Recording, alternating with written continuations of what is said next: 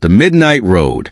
It was past midnight when David found himself driving down a desolate stretch of highway, a long and lonely road that seemed to go on forever. He was returning from a late-night shift and eager to get home. The moon hung low, casting a faint glow on the cracked asphalt, while the surrounding landscape was cloaked in darkness. He had heard stories about Route 56, the Midnight Road, but never paid them any mind.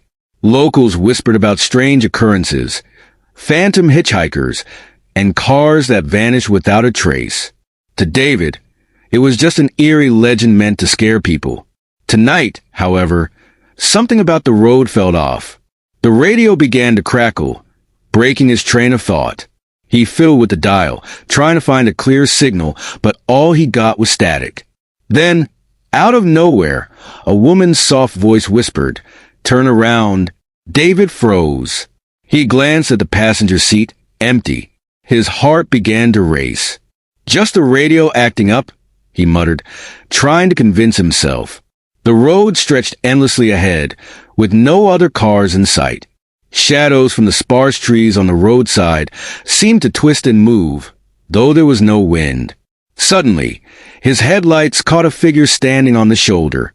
It was a woman, dressed in a tattered white gown, her hair hanging over her face. She raised one hand, signaling for a ride. David hesitated. He had always heard it was dangerous to pick up hitchhikers, especially at this hour, but leaving someone stranded didn't feel right either.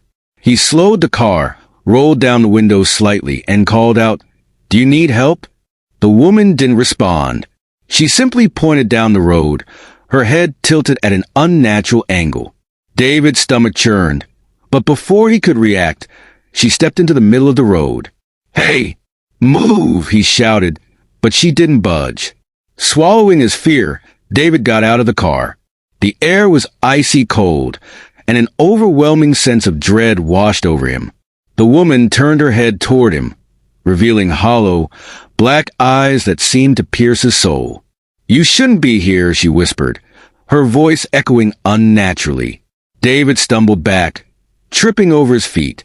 He scrambled into his car, slammed the door shut, and hit the gas. The tires screeched as he sped away, his heart pounding in his chest. As he glanced in the rearview mirror, she was gone. Relieved, he exhaled deeply until he saw something ahead. The woman was standing in the middle of the road again. David swerved to avoid her, nearly crashing into the ditch. The car skidded to a stop, and he sat there, trembling.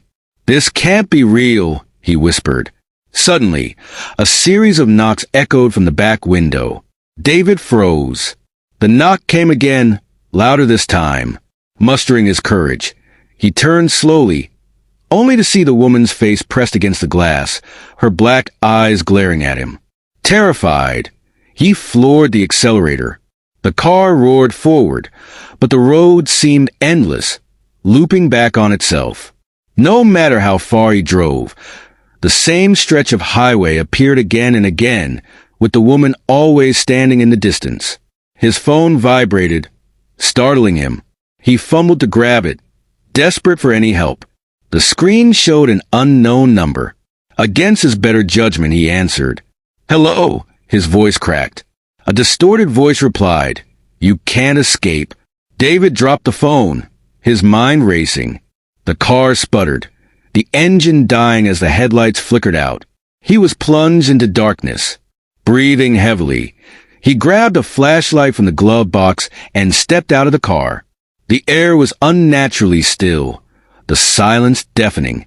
He shone the flashlight down the road, but it illuminated nothing but empty asphalt. Then he heard it, a faint humming, like a lullaby. The sound grew louder, closer. Spinning around, he found himself face to face with the woman. Her mouth stretched into a grotesque smile, far wider than humanly possible. "Welcome to the road," she hissed. David tried to run, but his legs felt like lead. The woman's laughter echoed around him, disorienting him. He fell to the ground, and the last thing he saw was her shadow engulfing him, her hollow eyes consuming the light.